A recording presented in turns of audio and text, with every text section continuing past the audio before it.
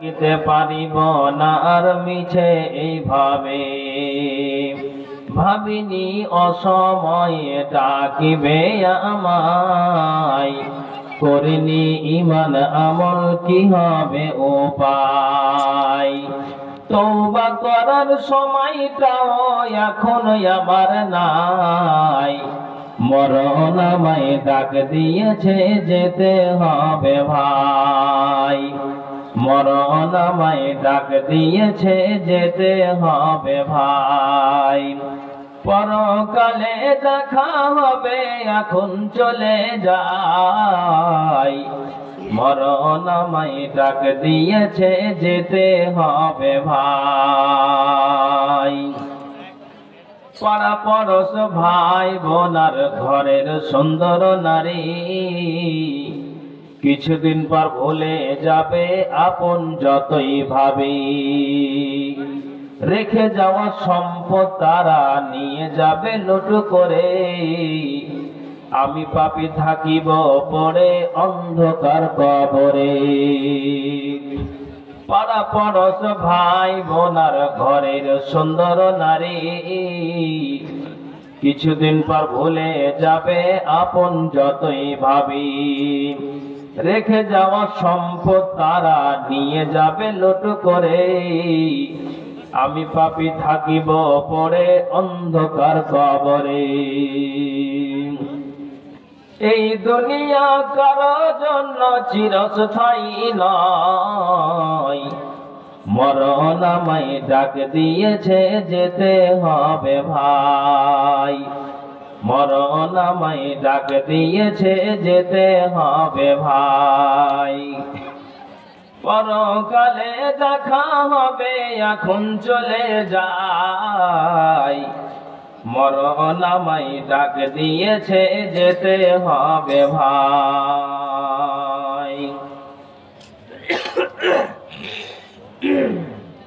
উপস্থিত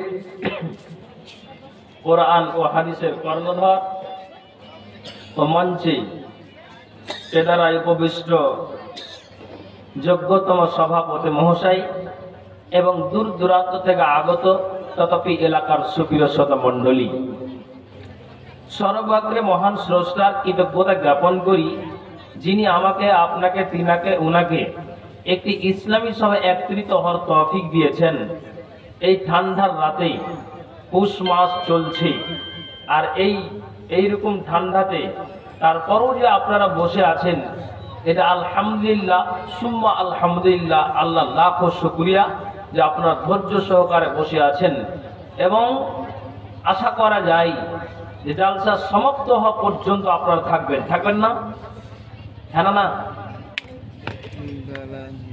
তাই আল্লাহর ওয়াস্তে একটু মোহাব্বত সে বলে উঠুন আলহামদুলিল্লাহ তারপরে পরে যিনি ইসলামের পথ প্রদর্শক ইসলাম হিতাকাঙ্ক্ষী আকাঙ্ক্ষিত দিনের ভিখারি লাস্ট প্রফেট নবী মুহাম্মদুর রাসূলুল্লাহ সাল্লাল্লাহু আলাইহি সাল্লাম শত কোটি দুরূদ ও সালাম বর্ষিত হোক আল্লাহুম্মা সাল্লি আলাইহি আল্লাহুম্মা বারিক আলাইহি ভাই খুব ঠিক আছে ভাই আর দিতে হবে না তবে বক্তব্য শুরু করার আগে আমি একটা আবেদন করি যে প্যান্ডেলটা কিন্তু ঠান্ডার মৌসুমে যেভাবে তৈরি করতে হয় আলহামদুলিল্লাহ সেভাবেই হয়েছে জি তো আমি অনুরোধ করব যে যারা দাঁড়িয়ে আছেন যদি একটু বসে যেতেন ওখানে দাঁড়িয়ে ঠান্ডা লাগে না ভাই লাগছে কি লাগে না তো ফাঁকে ফাঁকে যদি বসে যেতেন সেটা আমার মনে হয় খুব ভালো হতো আসেন দাদু বলছি নানা বলছি আর কি বলবো বলেন কাকু বলবো আসেন আর কি কহবো বহু কহবো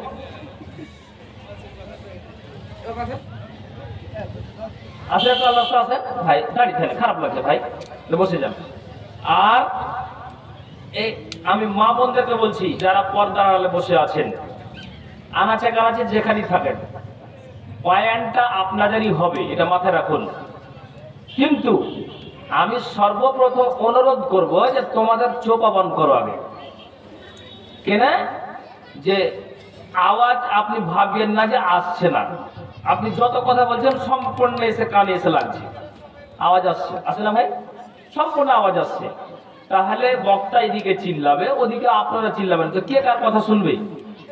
হ্যাঁ ভাই বলেন তো। তো ভাই আপনারাই চিল্লান, আমি চুপ থাকি। কিন্তু অনুরোধ করব যে আমি বয়ানটা মা বোনদেরই দিতে যাচ্ছি, কিন্তু আমার এটা অনুরোধ যেন মুখের আওয়াজ বন্ধ করে।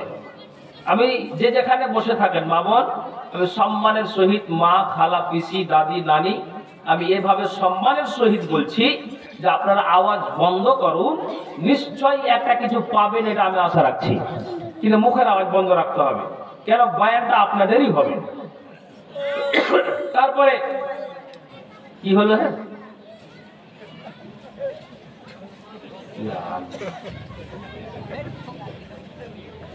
কেন আমি চমকেছি জানেন? একটা লোক প্যান্ডেলে ওয়াজ শুনতে শুনতে মরে গেছে। ওয়াজ শুনছে তো মানুষ চলে যাচ্ছে, ও বলছে কত ধীরে ধীরে শুনছে, শুনতে শুনতে মরে গেছে। মরণটা কত কাছে বলেন? তো আমার ওই বাপজির হাই মোটা দেখা যে মালা এখন চলেছে। যা হোক, একটা ভয়ঙ্কর আওয়াজের মতো হয়নি? আচ্ছা যা হোক, এবার চলেন ফিরে আসে আমার দিকে। আপনারা ঠিক আছেন তো? ঠিকঠাক আছেন? আলহামদুলিল্লাহ। হ্যাঁ ভাই, কথা বুঝতে হবে। আমি কি বলছি এগুলো কথা মাথায় রাখতে হবে। মাথায় যদি কথা না রাখেন, ইমান ভিতরে রেখে কথাগুলো শুনতে হবে। একটা বুঝাবার জন্য বলছি। ভাই বসে যান, বসে যান, কিছু কথা বলতে দেন, তারপর আমি ইনশাআল্লাহ আসল উদ্দেশ্য দিকে এগিয়ে যাব। হ্যাঁ, কি কথা বলছি যাতে আপনার বুঝা আসে মগজে। একটা লোক ৮০,০০০ টাকা ও প্যান্ডেলে নিয়ে এসেছে। কতটি বললাম? মানে শোনার পরে ভিতরে রাখতে হবে ইমান, আর এই ইমান যদি ভিতরে না থাকে সব শেষ। কথা বুঝতে পেরেছেন? হ্যাঁ হুঁ করবেন, মুখ নাড়া দিলে আপনার কষ্ট হতে গেল নেকি আছে। তো একটা লোক প্যান্ডেলে ৮০,০০০ টাকা নিয়েছে। কতটি বললাম? হ্যাঁ কথা বল, আলহামদুলিল্লাহ, ভালো লাগলো। ৮০,০০০ টাকা নিয়ে এসে যে দর্শকরা আমাকে বলছে যে মাওলানা যদি আপনি আর কিছু দাবি করেন, মানে ইশারাতে বলছে, তো উনি দিতে পারবেন, কেন আল্লাহ এত একটা ধন সম্পদ দিয়েছে, তো দিতে পারবেন। জলসাটা কিসের? না তো জলসাটা মসজিদের আছে। তা ঠিক আছে। তো ও ভাই চলে যাচ্ছে, তো ওকে আমি ঘুরিয়ে যাচ্ছি। শুনেন একটা কথা ভাই, আপনি ৮০,০০০ টাকা দিলেন, তো আপনাকে বলছি যে আপনি আর ২০,০০০ টাকা দিয়ে আপনি ২০,০০০ টাকা, মানে ২০,০০০ টাকা দিয়ে আপনি ১,০০,০০০ টাকা পূরণ করে দেন। এ কথাটা আমার বলা হয়েছে, যেমনই বলছে আলহামদুলিল্লাহ দিয়ে দিলাম। আমি বলছি আল্লাহ কত আপনি দিলদার মানুষ গো ভাই, যে কথাটা বলা মাত্রই টাকাটা আপনি দিয়ে দিলেন। তো আমাকে খুব ভালো লাগলো। এই কথাটা বলেছি, উনি চলে গেলেন। তখন ওকে ঘুরিয়ে যাচ্ছি যে ভাই শুনেন, আপনি ৮০ দিলেন, ভালো লাগলো, ২০ চাইলাম, বলা মাত্রই আপনি দিয়ে দিলেন। আমার বলতে যতক্ষণ দেরি, কিন্তু আপনার হ্যাঁ বলতে দেরি হয়নি। তো খুব ভালো লাগলো ভাই। তো ওকে আমি বলছি, সালাম মুস্তাফা করছি, ভাই নামাজ রোজা করেন? তখন ও আমাকে বলছে যে মাওলানা আরো ২০,০০০ টাকা নিয়ে রাখতে, ওইদিকে চাপ দিয়েন না। এবার কি বলবেন? এই লোকটার ইমান আছে? হ্যাঁ না বলুন? কিছু না, কিছু থাকবে না। এই কথাটা বুঝাবার জন্য বলছি। যাহা করি, যাহা বলি, যাহা শোনেন, থাকতে হবে সাথে কি? ইমান। তা আমার বিষয়টা হবে নারী বনাম পুরুষ। আমি বলতে যাচ্ছি, আপনারা একটুখানি মাথায় রাখবেন যে আমি কি বলতে যাচ্ছি। এটা বুঝাবার জন্য কথাটা বললাম। চলেন আগে বাড়ি। তাহলে আল্লাহ কোন জায়গাতে যখন মুমিনদেরকে ডেকেছেন, তখন আল্লাহ আমানু শব্দ ব্যবহার করেছেন। কোন জায়গাতে যখন সকল মানুষকে ডেকেছেন, তখন আল্লাহ ইয়া আইয়ুহান নাস শব্দ ব্যবহার করেছেন। আর নাস শব্দ যখনই ব্যবহার হয়েছে, তখন ওই জায়গাটাতে এখানে ইহুদি, খ্রিস্টান, জৈন, শিয়া, সুন্নি, আল হাদিস, কাদিয়ানি, হানফি, বেরেলি, যত রকমের জাতি আছে, এক কথা ইনসান, সমস্তকে আল্লাহ এই জায়গাটাতে ভরে দিয়েছেন। কিন্তু যখন আমানু শব্দটা ব্যবহার করেছেন, তো শোনো, এই আমানু শব্দটা নির্দিষ্ট করে যাদেরকে মুমিনদেরকে ডেকেছেন, আল্লাহ এই জায়গাটাতে বিশেষ করে মুমিনদেরকে উদ্দেশ্য করে আল্লাহ বলছেন। কথা খেয়াল করবেন। তো মুমিনদেরকে আল্লাহ কি উদ্দেশ্য করে বলছেন, আর মুমিনা নারীদেরকে আল্লাহ কি উদ্দেশ্য করে বলছেন, ভালো করে শুনবেন। তো চলেন আমি আপনাকে আয়াতের দ্বারা দিয়ে বুঝাই। আল্লাহ বলছেন, আউযু বিল্লাহি মিনাশ শাইতানির রাজীম, কুল লিল মুমিনিনা ইয়াগুদ্দু মিন আবসারিহিম ওয়া ইয়াহফাযু ফুরুজাহুম যালিকা আযকা লাহুম ইন্নাল্লাহা খাবীরুম বিমা ইয়াসনাউন। ভালো করে শুনুন। আল্লাহ বলছেন, হে নবী তুমি বলে দাও, ওই সব মুমিন পুরুষদেরকে জানিয়ে দাও। কোন সব পুরুষদেরকে? যারা ইমানের মধ্যে থাকে, যারা ইমান নিয়ে এসেছে, যাদের ভিতরে, যাদের অন্তরে ইমান নামের বস্তুটা জায়গা পেয়েছে, অন্তরে বাসা বেঁধেছে। আল্লাহ বলছেন ওই সব মুমিন পুরুষদেরকে বলে দাও। কি বলে দাও? যখন তারা রাস্তায় চলবে, ইয়াকুদ্দু মিন আবসারিহিম, এরে মুমিন পুরুষেরা কান খুলে শোনো, যখন তুমি এই যোগীলাল থেকে যখন তুমি বারোদুয়ারি যাবে, কিংবা এই মাথা থেকে ওই মাথা যাবে, আল্লাহর কোরআন জানালেন ইয়াকুদ্দু মিন আবসারিহিম, তুমি তোমার নজরটাকে নিচু করে চলবে। খবরদার তোমার নজরকে তুমি খবরদার উঁচু করে চলবে না, ডান দিকে তাকাবে না, বাম দিকে তাকাবে না। এ পুরুষ যখন তুমি রাস্তায় চলবে, তখন তুমি তোমার নজরটাকে নিচু করে চলবে, খবরদার উঁচু করবে না। এটা পুরুষদের জন্য। তারপরে মহিলার কথা আসবে। কেন আল্লাহ বললেন? এখন আপনাকে বুঝাই। যোগীলালের কোন একটা যুবক 80 প্লাসে গাড়ি চালায়, একটা যুবক 90 প্লাসে গাড়ি চালায়, একটা যুবক 70 প্লাসে গাড়ি চালায়। ওই যুবকটার খেয়াল আছে যে আমি গাড়িটা চালাচ্ছি, সামনে দিয়ে একটা ছাগল চলে যেতে গেলে আমাকে ডিস্ক ব্রেক কষে দিতে হবে, ছাগলটাকে বাঁচাতে হবে। তার নজর 80 প্লাসে গাড়ি থাকতে গেলেও তার নজরটা আছে সামনে যেন কিছু আমার পড়ে যেতে গেলে আমি নিজেকে সংযত হয়ে চলতে হবে, নইলে বিপদ আসতে পারে। তখন যুবক কি করে? 70 প্লাস গাড়িটা যে গতিটা আছে আপনার যেন হালে হালে হালে হালে 30 থেকে আপনার 20-এ আপনার নিয়ে আসে কিনা বলেন তো? কিন্তু 70-80-তে গাড়ি থাকতে গেল তার নজরটা সামনে দিকে আছে, না ডান দিকে যাই না বাম দিকে যাই। তেমনি আল্লাহ বলছেন যে একটা মানুষ যদি 70 প্লাসে গাড়ি চালাই তার নজরটা সামনে দিয়ে থাকে, তেমনি পুরুষরে তুমি কান খুলে শোনো, তোমাদেরকে বলে দেওয়া হচ্ছে যারা তোমরা ঈমান নিয়ে এসেছো, যখন রাস্তায় চলবে তখন তুমি তোমার নজরটাকে নিচু করে চলবে, খবরদার তুমি তোমার নজরটাকে উঁচু করে দিবে না।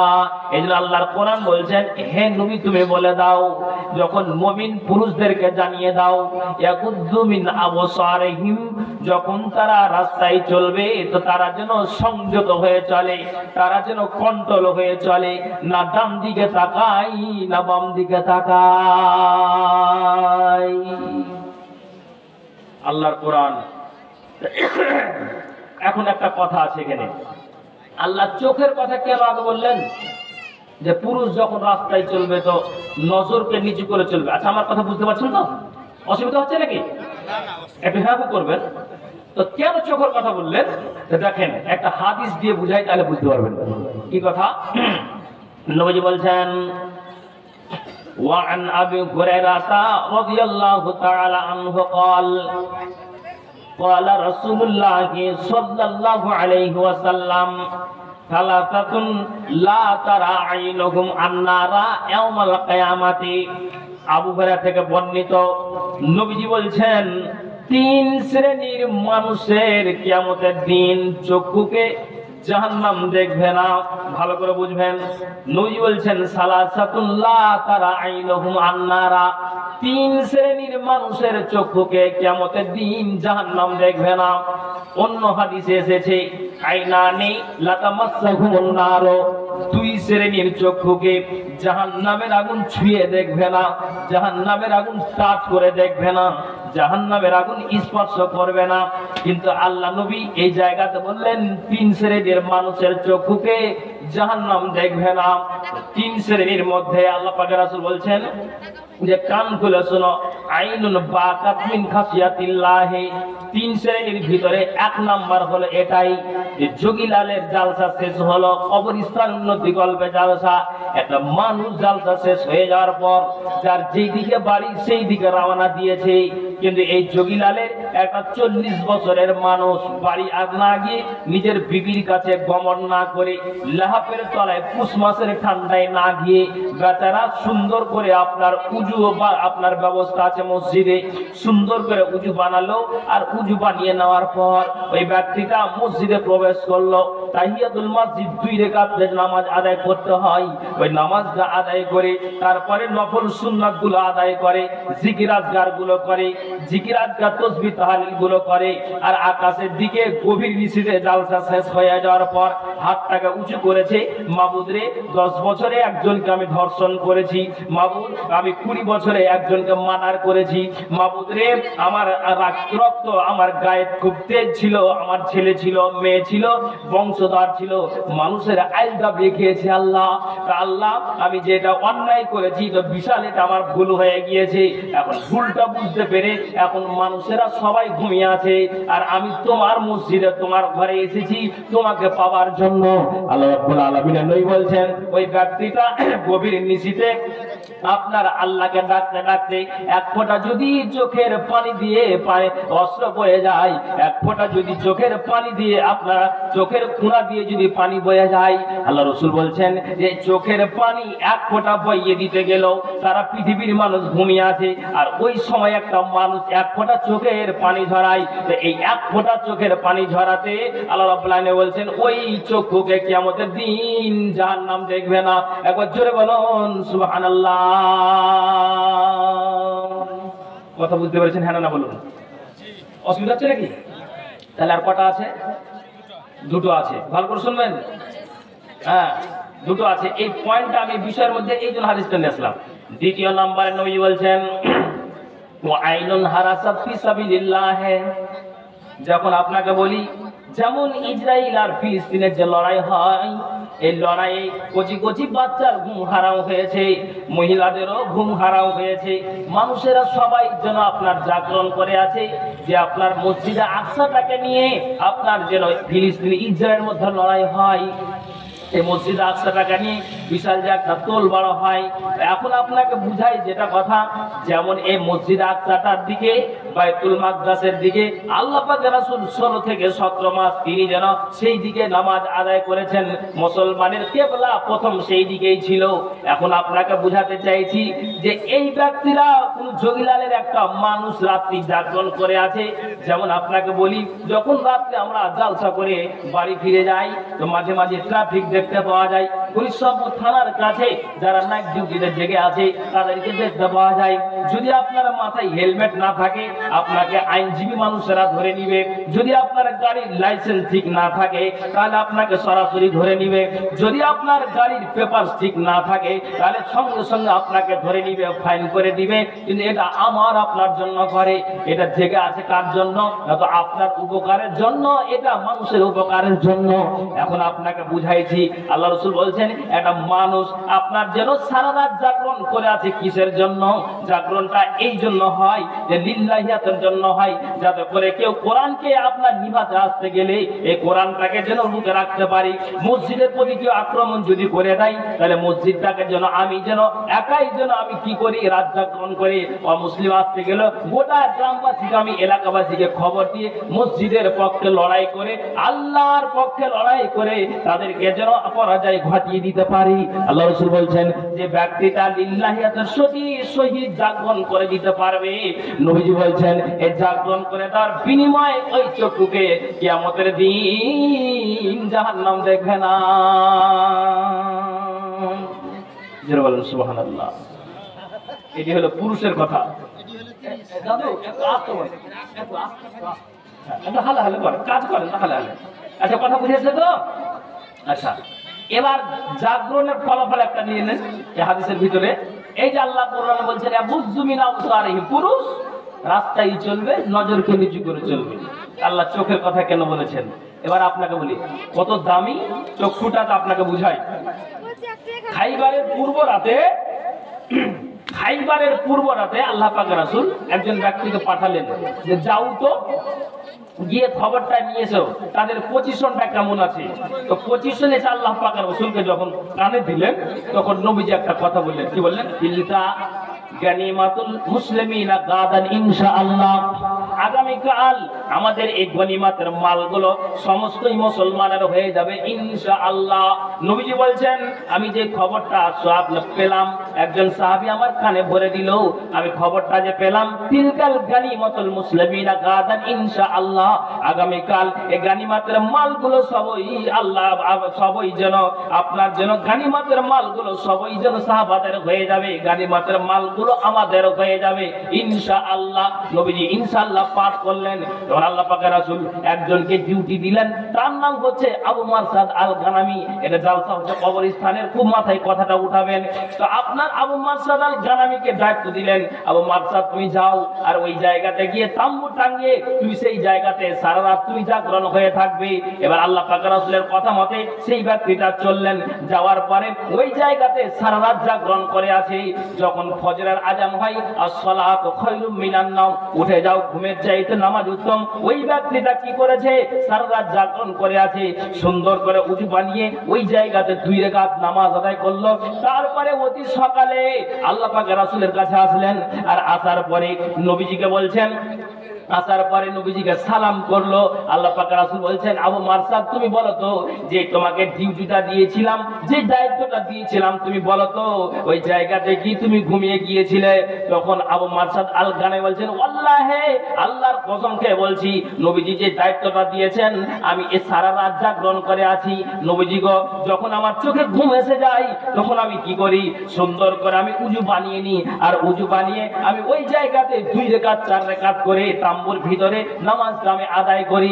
যখন ঘুম বাবা সে আল্লাহ পাক রাসূল তখন সারাটা মাঠ আমি ভ্রমণ করি আর সুবহানাল্লাহ আলহামদুলিল্লাহ জিকির আজকার তাসবিহ তাহলিল করি।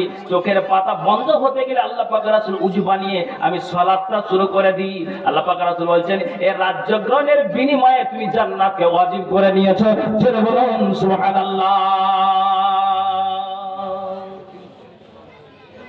ডেলিগেট খাওয়ার বন্ধ হয়ে যাবে। হ্যাঁ, তো যাদের খিদা পেয়ে আছে খেয়ে আসবেন। কিছুক্ষণের মধ্যে কাউন্টার বন্ধ হয়ে যাবে। সবাই যায় না তো আমারও বিষ মরে যাবে, একে একে যাবেন। আচ্ছা এবার আমার দিকে আসেন। তাহলে এই চোখের পাওয়ার বুঝতে পারলেন? একটি রাতের জাগরণের বিনিময়ে আল্লাহ রাসূল বলছেন আবু মারসাদ পরবর্তীতে তোমার আমল না করলেও চলবে। মানে আমল না করলে কি নামাজ না করলে এটা নয়, মানে বাড়তি আমল, তার মানে নফল রোজা, নফল সালাত, আপনার সুন্নাত গুলো বলছে এই ধরনের যদি তুমি আমল করলে সারা রাত জাগরণ হয়ে যাওয়ার কারণে লিল্লাহিয়াতের সহিত তুমি দেখেছো এই চক্ষুকে তুমি জাগরণ করে দিয়েছো, শোনো জান্নাতকে ওয়াজিব করে দিয়েছো। এই চক্ষু কিয়ামতের দিন জাহান্নাম দেখবে না। জোরে বলুন সুবহানাল্লাহ। তাহলে নবীজি কি বললেন? ওয়া আইনুন হারাসাত ফি সাবিলিল্লাহ। তাহলে এই চক্ষু, তাহলে 3টার ভিতরে 2টা হয়ে গেল। এবার 3 নম্বরে আসুন তো। 3 নম্বর হলো ওয়া আইনুন গাযাত আন মাহারিমিল্লাহ।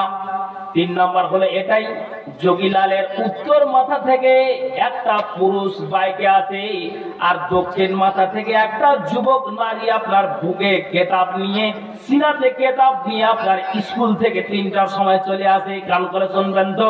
ওই যে যুবক আপনার নারী আর এইদিকে যুবক আপনার পুরুষ, যুবতী নারী তার বয়স হলো 18 থেকে 20 বছর, আর এই দিকের ভাইয়ের বয়স হলো 20 থেকে 25 বছর। এবার যুবকটা আপনার জন্য বাইক নিয়ে চলে যায়। একটা যোগীলালের উত্তর মাথার একটা সুন্দর নারীকে দেখে, একটা সুন্দর মেয়েকে দেখে বাইকটাকে দাঁড় করে দিল। আর দাঁড় করে দেওয়ার পরে তার দিকে নজর দিয়ে আছে, আর নজরটা এমন ভাবে দিয়ে আছে আল্লাহ এই মেয়েটাকে যদি স্ত্রী বানাতে পারি তাহলে আমার সুখের জীবন হবে। তাহলে এরে মুসলমান তুমি তার মেয়েটার রূপ দেখে তুমি বলেছো, আর একবার এই কথাটা বলা মাত্রই তুমি তোমার নজরটাকে নিচু করে নিয়েছো। নজর তুমি এই জন্য নিচু করলে কোরআনের আয়াত তোমার মনে আসলো। আমি যেন যোগীলালের উমুক মাথাতে জালসা শুনেছি যে তুমি পুরুষ যখন রাস্তায় চলবে তো তোমার নজরটাকে নিচু করে চলবে, তো এখন একটা মেয়েকে দেখতে পেলাম, তো এই মেয়েটাকে দ্বিতীয়বার দেখতে গেলে এটা শরীয়ত সাপোর্ট করেনি, গুনাহগার হয়ে যাব, এটা অন্যায় হয়ে যাবে। না না না, আমি কোশ্চিন কালে আর নারীটাকে দেখতে পারবো না। তখন ওই যুবক মনে মনে বলে, আল্লাহর বাড়িতে যেমন মা আছে, মায়ের যেমন ইজ্জত আছে, তেমনি এই নারীটারও ইজ্জত আছে। আল্লাহ যেমন বাড়িতে বোন আছে, বোনের যেমন ইজ্জত আছে, তেমনি এই নারীটারও ইজ্জত আছে। তো আমি এই নারীকে কিসের সম্মান দিলাম? না তো মায়ের সম্মান দিলাম, আমি একে বোনের সম্মান দিলাম, আমি একে পিসির সম্মান দিলাম, আমি একে মাসির সম্মান দিলাম। তা আমি যে এই মাসি পিসি আপনার যেন মায়ের সম্মান দিয়ে এক নজর দেখার পরে আমি সাইড দিয়ে দিয়েছি। আল্লাহ রাব্বুল আলামিন বলছেন, ওই পুরুষটা একবার যে যুবতী নারীকে দেখলো আর দেখার পরে তার নজরটাকে নিচু করলো, দ্বিতীয়বার আর দেখলো না। আল্লাহ রাসূল বলছেন, যে পুরুষটা এই কাণ্ডটা একটা নারীকে দেখে করে দিতে পারবে, কিয়ামতের দিন এই চক্ষুকে জাহান্নাম দেখবে না। যারা বলেন সুবহানাল্লাহ। কষ্ট পাচ্ছেন নাকি আপনারা? এই হলো চক্ষুর আপনার দাম, মূল্য। হ্যাঁ, তো যুবক, একটা যুবক যদি বাইকে যায়, হেঁটে যায়, আর যুবতী যদি নারী চলে আসে, আপনাকে একটা বাস্তব কথা বলছি। কি কথা? যে একটা ছেলে একটা নারীর দিকে লক্ষ্য করেই আছে, এভাবে দেখেই আছে, তো ওর পিছনে যে বন্ধু বান্ধব আছে তখন বলছে যে, এই কেন ওইভাবে করে আছিস, তুই থাম, মুরবিরা কয়েছে যে একবার দেখতে পাবি, মুড়ি টানবো না আমি এখন। কথা কি বুঝতে পারলেন? তো ওর দেখাতে নিয়ত গোলমাল আছে, ওইভাবে দেখেই আছে যে ভাই চল না আগে বাড়তে হবে, সব মুরগিকে ফতোয়া পালন করছি। তো আধা ঘন্টা ধরে যদি একটা নারীর দিকে নজর থাকে, ওর নিয়তটা কোন দিকে যায়? কথা বুঝতে পারছেন না? পারেন বুঝতে পারেননি কথাটা? ওই দেখা নয়। আল্লাহ রাসূল বলছেন এবং আল্লাহ কোরআন বলছেন, একটা যুবতী নারীকে যখন দেখে নিলে চট করে তুমি নজরটাকে নিচু করে দাও, এটাই হলো শরীয়ত। আর তুমি মুলবির ফতোয়া উল্টা বুঝিও না, যে আমি একটা মুলবি একবার দেখতে বলেছে, তো তুমি আধা ঘন্টা ধরে তুমি এইভাবে তাকিয়ে, এটা শরীয়ত সাপোর্ট করেনি। তাই আল্লাহ কোরআন বলছেন, কুল্লিল মুমিনিনা ইয়াগুদ্দু মিন আবসারিহিম, এরা যুবকেরা কান খুলে শোনো, এরা মুমিন পুরুষেরা কান খুলে শোনো, এরা যোগীলালের গ্রামেরা কান খুলে শোনো, ইয়াগুদ্দু মিন আবসারিহিম, পুরুষরা যখন তুমি রাস্তায় চলবে তো তোমার নজরটাকে নিচু করে চলবে, খবরদার তোমার নজরকে উঁচু করবে না।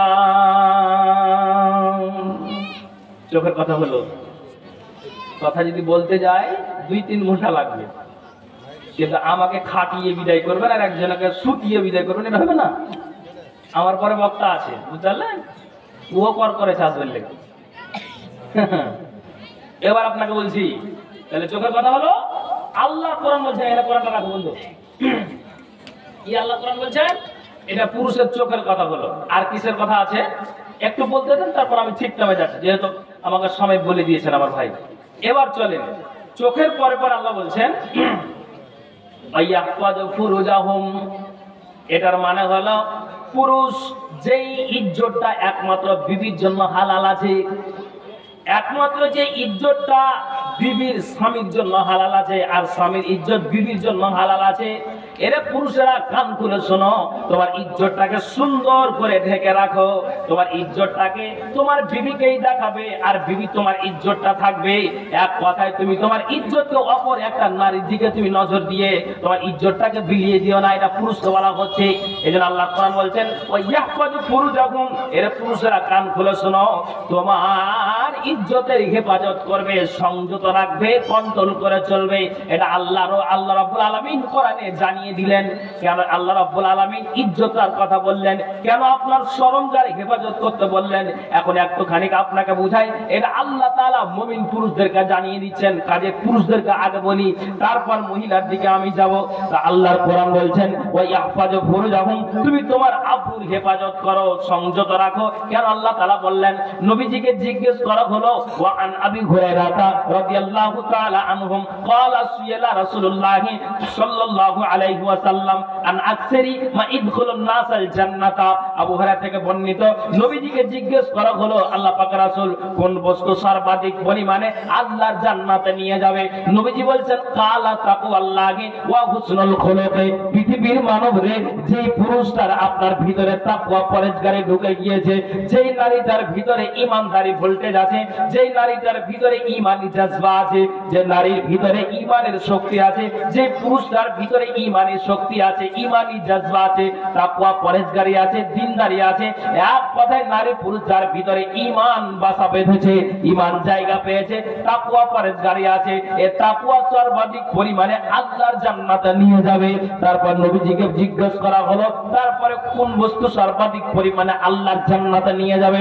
নবীজি বলছেন দুনিয়ার মানুষ কান খুলে শোনো, হুসনুল খুলুকি। পৃথিবীর মাটিতে যার চরিত্র ভালো হবে, যার ব্যবহার ভালো হবে, যার আখলাকটা ভালো হবে, এক কথাই আপনার ব্যবহারে গ্রামবাসী সন্তুষ্ট আছে।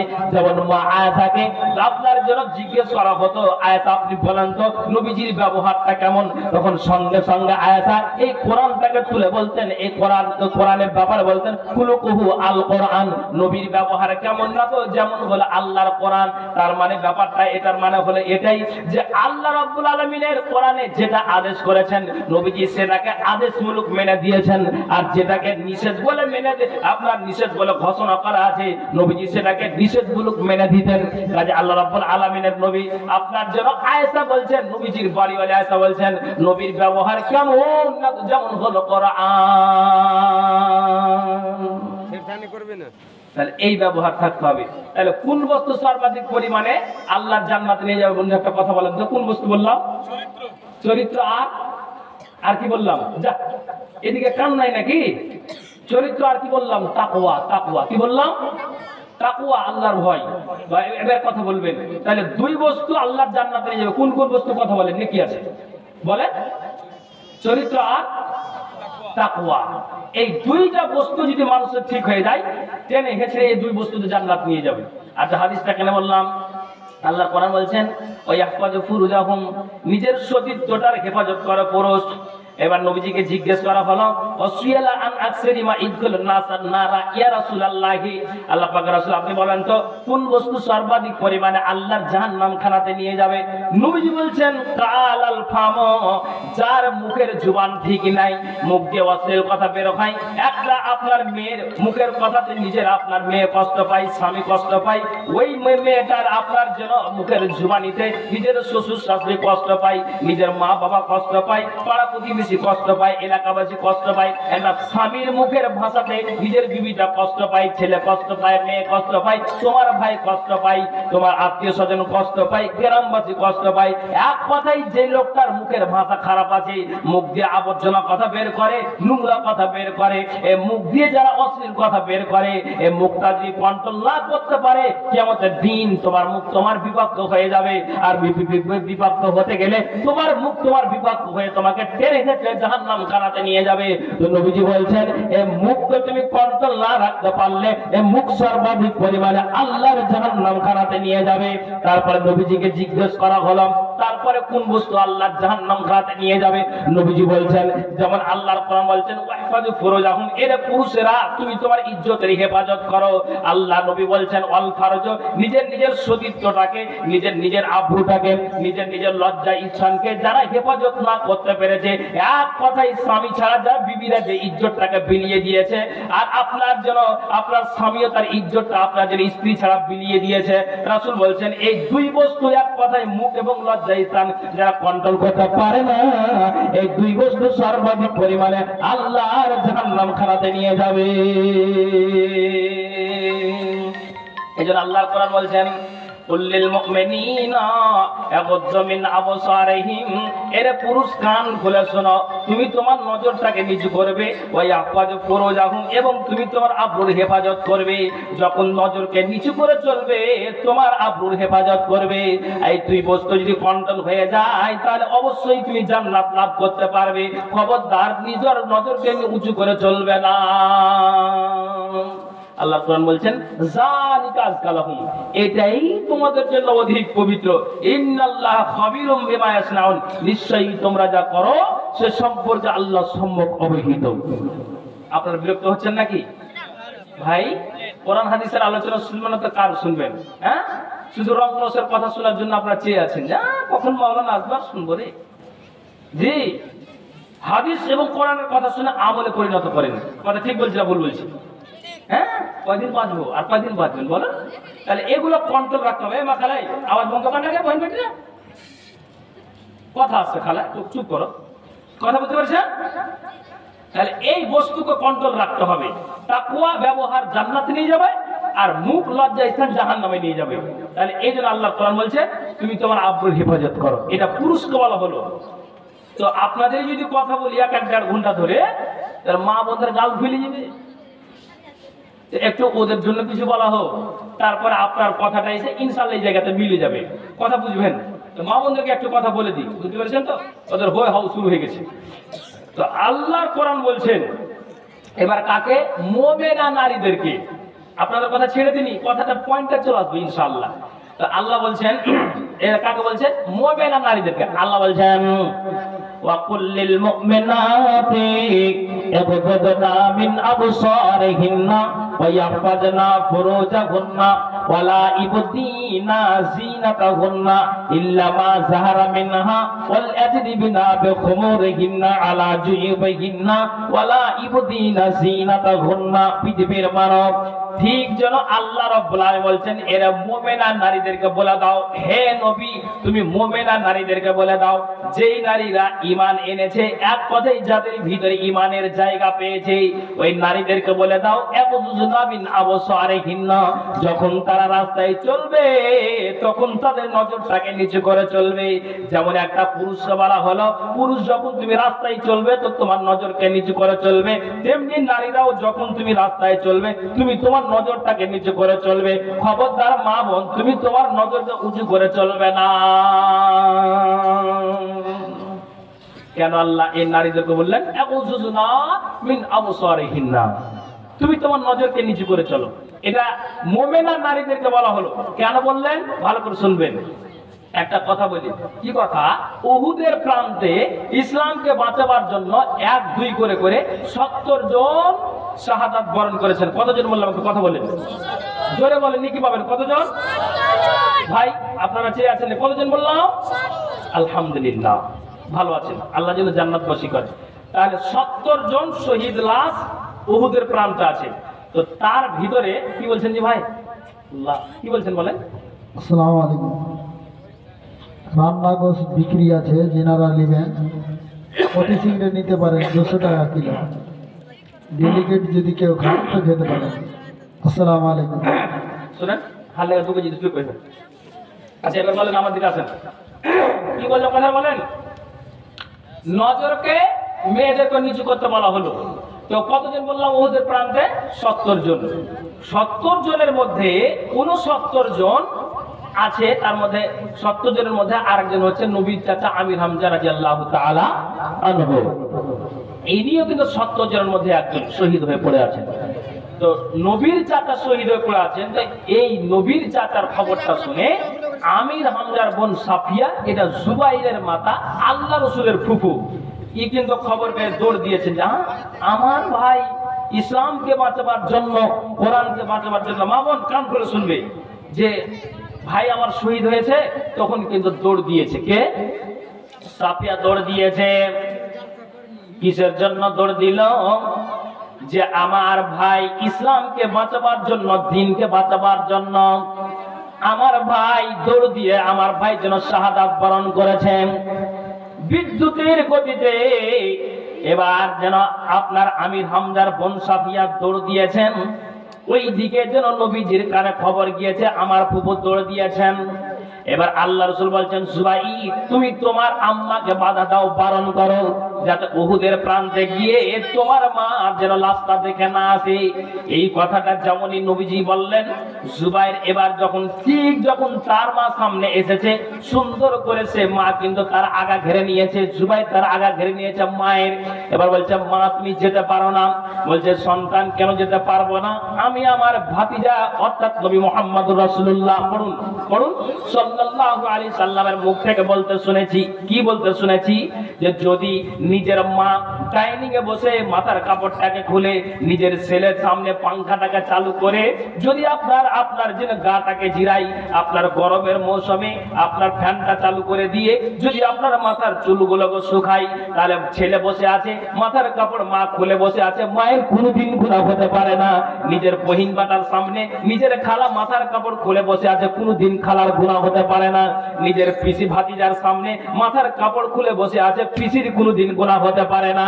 নিজের বোনের সামনে নিজের ভাইয়ের সামনে নিজের বোন মাথার কাপড় খুলে বসে আছে, বোনের কোনোদিন গুনাহ হতে পারে না। তো ও আমার বেটে তুমি কান খুলে শোনো, সন্তান কান খুলে শোনো, উহুদের প্রান্তে আমার ভাই যেন আমির হামজা শাহাদাত বরণ করেছেন, আমি কেন দেখতে যেতে পারবো না? নিজের ভাই মুখ দেখতে গেলে কোনোদিন গুনাহ হতে পারে না। আমি যাব গিয়ে আমার ভাইয়ের লাশটা দেখবো।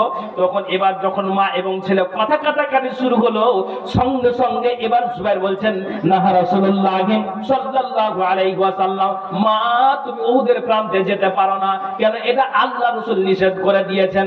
যেমনই এই কথাটা বলা হলো, সঙ্গে সঙ্গে মা রাস্তাটাকে বদল করে আপনার জন্য আপনার চললেন, বাড়ির দিকে রওনা দিয়ে দিলেন। যেমনই বাড়ির দিকে রওনা দিয়ে দিলেন, এবার জুবাইরকে আল্লাহ পাক রাসূল বলছেন, জুবাইর তুমি কান খুলে শুনো, কেন তোমার আম্মাকে বাধা দিয়েছি, কেন তোমার আম্মাকে বারণ করেছি, তার একটা কথা শুনে নাও। কিসের জন্য আমার আম্মাকে আপনি বাধা দিয়েছেন? নবী মুহাম্মদ রাসূলুল্লাহ সাল্লাল্লাহু আলাইহি সাল্লাম, এই জন্য তোমার মাকে আমি বাধা দিয়েছি। তার মূল কারণ হলো উহুদের প্রান্তে 70 জন শহীদ লাভ করে আছে, আর 70 জনের ভিতরে 69 জন হচ্ছে বেগানা পুরুষ, আর তার মধ্যে হচ্ছে আপনার একজনই তার ভাই আমির হামজা। এর মুখ দেখবে বোন, এতে কোনোদিন গুনাহ হতে পারে না। কিন্তু 70 জন যে 69 জন শহীদ লাভ করে আছে, ইসলামকে বাঁচাবার জন্য কার মাথাতে আঘাত লেগেছে, কার পায়ে আঘাত লেগেছে, কার পল্লম লেগেছে, কার আপনার ইজ্জত থেকে লুঙ্গিটা উঠে আছে, কার প্যান্ট উঠে আছে, কার ধুতি উঠে আছে, কার বুকে আঘাত লেগেছে, কার মাথায় আঘাত লেগেছে, কে কোন হালাতে পড়ে আছে। আর আমার প্রভু যখন উহুদের মাঠে যাবে, আর নজরটা যখন তার বেগানা পুরুষের দিকে যাবে, আর আল্লাহর কোরআন বলছেন,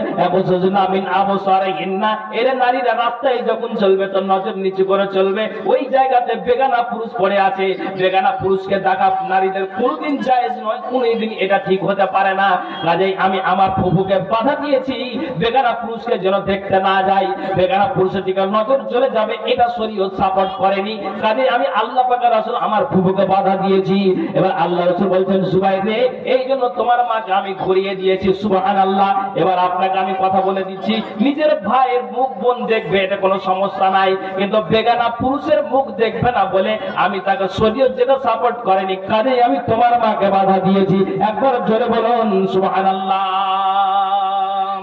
মারে, যদি তোমাকে তোমার পুরুষ নিষেধ করে, যোগীলালে জালসা হচ্ছে, যেতে হবে না, মা তোমাকে আসতে হবে না, তোমার স্বামী কবরে চলে গিয়েছে, যদি তোমার নিজের বুড়ো ছেলে নিষেধ করে, মা জালসায় যেতে হবে না, মা তোমাকে জালসায় আসতে হবে না। কেননা আল্লাহ পাক রাসূল নিজের ফুফুকে বাধা দিলেন যে ওই জায়গাতে বেগানা পুরুষ অনেক পড়ে আছে। আল্লাহ পাক রাসূলের কথা শুনে সঙ্গে সঙ্গে সাফিয়া যারা রাস্তা বদল করলেন। আর মা, তুমি যদি এইভাবে কাটহুজ্জুদি করো, অমান্য করো, আর যদি তুমি এই জায়গা আসো, আল্লাহ রাসূল বলছেন শুনে রাখো, জালসা শোনাটা হচ্ছে আপনার নফল, পর্দা করা হচ্ছে ফরজ। এই নফল কাজে এসে যদি তোমার পর্দার পর্দা উড়ে যায়, তো তুমি ডবল গুনাহ করে বসলে। কথা বুঝাতে পেরেছি? হ্যাঁ না বলুন একটু। তাহলে এই বেগানা পুরুষ আপনাদের দিকের কথা বলতে পারবো না, যোগীলালে আমার গ্রামের কথা বলছি, উত্তর মাথার যদি পলাশনার কেউ মারা গিয়েছে, কে মরেছে, তখন বলছে যে জানো না যে অমুক লোক মরেছে, ছুটলো দলে দলে, ও যাইছে তো আরেক বাড়িতে গিয়ে দরজাতে আওয়াজ দিচ্ছে যে রহিমার মাগা যাবি না গে, কে মরেছে না তো মুখ যে মরেছে, হায় আল্লাহ, আমি এখন থেকে শুইটা আছি গিয়ে, আমি জানি না গে কোন কাজে যে কোন পাহাড় ঘুষিয়ে দিল, কোন কাজে যাওয়ার জন্য যে ডাকছে, ছুটলো দলে দলে, ছুটলো ড্যাং ড্যাং ড্যাং করে হাঁটছে। আর হেঁটে গিয়ে যে পুরুষটাকে দেখান, আপনার মাইয়াতকে দেখা, আপনার শরীয়ত ছেড়ে সাপোর্ট করেন, নর হোক বা নারী হোক, বেগানা পুরুষ তো বেগানা নারী তো, তারপর দলে দল ছুটছে। আপনার দিকে এই সমস্যা আছে নাই? আল্লাহ, এই ক্যান্সারের রোগী এখানে এসেছে। আল্লাহ, তাহলে এবার আপনি কি বলবেন? কি বলবেন আপনি? কি বলবেন আপনি? একটা নারী বলছেন, একটা নারী বলছে এ বেহায়াপনা করে, মানে তোমার শরীয়ত তোমাকে যেটা সাপোর্ট করে যেটা করবে তোমাকে জাহান্নামে যেতে হবে। একটা নারী বলছে ভালো একটা আমি সুন্দর স্বামী চাইছি, ভালো একটা বর চাইছি। এই তুমি ভালো বর চাইছো? তখন বলছে হ্যাঁ আমি বর চাইছি। বলছে কেন তুমি বরটা চাইছো? বলছে চাইছি এজন্য বরটা যে আমি ভালো একটা স্বামী পেতে গেলে আল্লাহর ভয়ের কথা বলবে, তার ভিতরে যদি ইমানি জজবা থাকে, আমাকে ভয়ের কথা বলবে, স্বামী স্ত্রী এক জায়গায় বসবাস করব, দিনের কাজ হবে দুনিয়ারও কাজ হবে, তখন যেন আমরা জান্নাত বসে হব। ওই জন্য আমি একটা ভালো স্বামী চাইছি। তখন ও কবিতার চলে বলছে, কি বলছে?